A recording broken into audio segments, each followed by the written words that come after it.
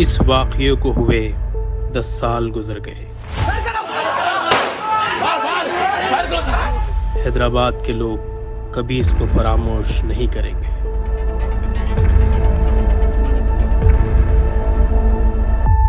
ملت کے ہمدرد، مخلص، بے باک، دیانتدار اور محسن اکبر الدین اویسی کی جان لینے کی ناعاقبت اندیشوں نے کوشش کی، لیکن اللہ کو کچھ اور ہی منظور تھا۔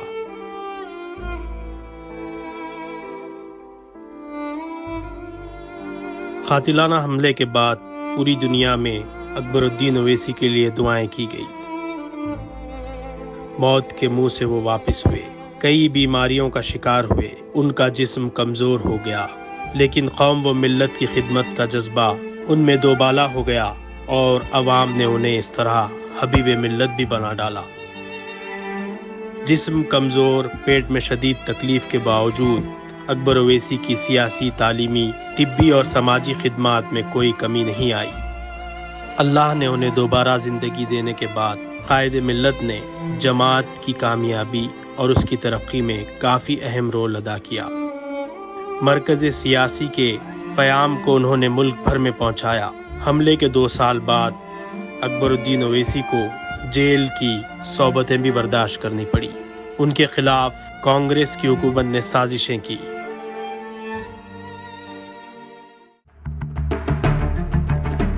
جیل میں ڈالنے والوں کو شاید یہ پتہ نہیں تھا کہ پورے ملک میں اکبر الدین اویسی کی آواز گونج اٹھے گی۔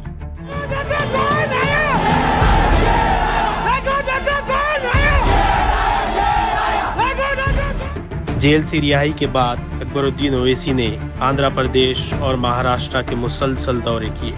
مہاراشٹرا میں انہوں نے 2014 کے الیکشن میں 1 مہینے تک کیمپ کیا۔ خرابی صحت کے باوجود پوری ریاست کا انہوں نے ہنگامی دورہ کیا، انتخابی جلسوں سے خطاب کیا۔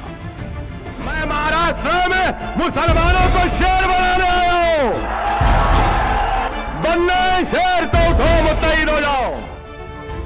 ممبئی اور اورنگ آباد میں ان کی تقاریر کا نتیجہ تھا کہ وہاں سے جماعت کے 2 ارکان اسمبلی منتخب ہوئے۔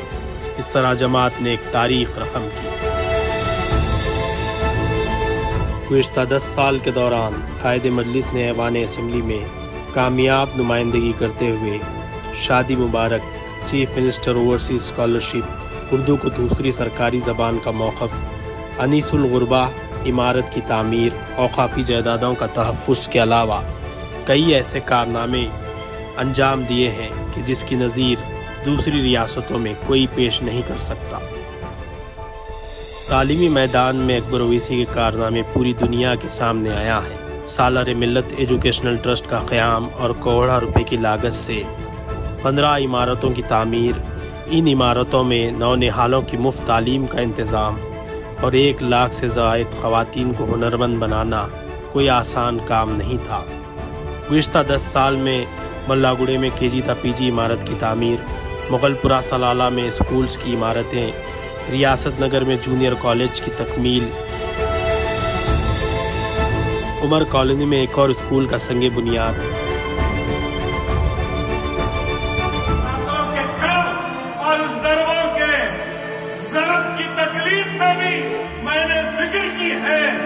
اپنے درد کی نہیں فکر کی ہے تو اے اللہ تو جانتا ہے، تیرے حبیب کی امت کی فکر کی ہے۔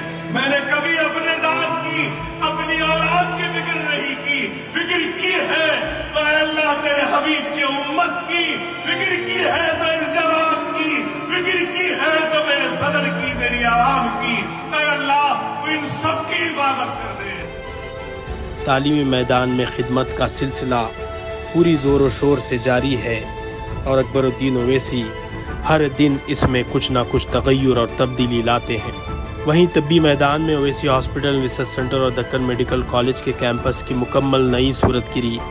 پرنسس اسرا ہاسپٹل کو کروڑوں روپے کی لاگت سے ایک مکمل سپر اسپیشلٹی ہاسپٹل میں تبدیل کرنا ان کے بلند اور مضبوط عزائم کے بغیر ممکن نہیں تھا۔ دوسری جانب حلقہ اسمبلی چندران گٹے کی ہمہ جہت ترقی کے لیے بھی 10 سال کے دوران اقدامات کیے گئے۔ سڑکوں کی توسیع، برجز کی تعمیر، ذخائر آب کی تعمیر کے علاوہ دیگر کئی درینہ عوامی مسائل حل کروائے گئے۔ کووڈ کی وبا اور لاک ڈاؤن کے دوران امدادی کاموں کے ذریعے حبیب ملت نے اہلیان حیدرآباد کے دل میں ایک الگ مقام بنایا۔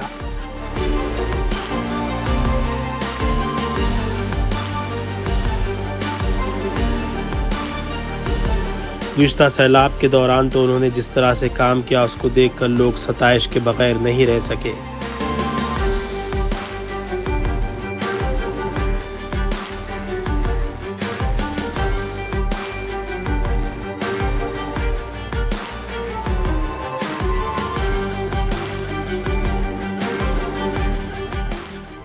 لاک ڈاؤن اور سیلاب کے دوران 11 کروڑ روپے کی لاگت سے انہوں نے امدادی سرگرمیاں انجام دی۔